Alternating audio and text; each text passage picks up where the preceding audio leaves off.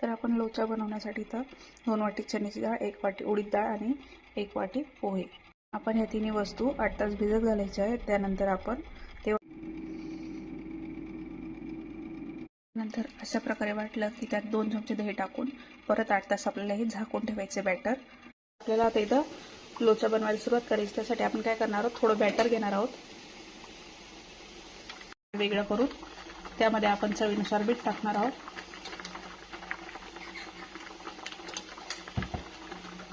थोडासा हिंग,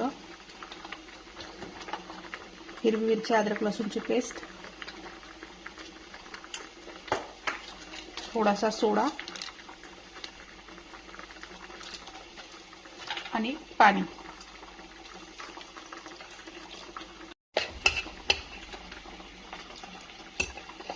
तर आपल्याला हे बॅटर थोडं पातळ करून घ्यायचं आहे. आता आपल्याला जसं ढोकळ्याचं ताट लावता तसं लावायचं आहे.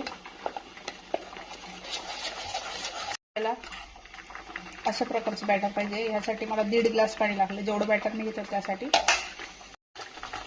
हे बॅटर आता आपल्याला लावायचं आहे. त्यासाठी मी त्यात पाणी उकळून घेतलंय. आता मी हे बॅटर टाकणार आहे. प्लेटला ऑइल ग्रीस करून घ्यायचं आधी.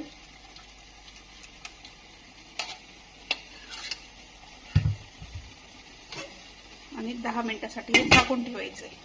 छान असं लोचा तयार झाला. आता आपण प्लेट सर्व करूया. लोचा तयार झालाय. लोचा मसाला, शेव,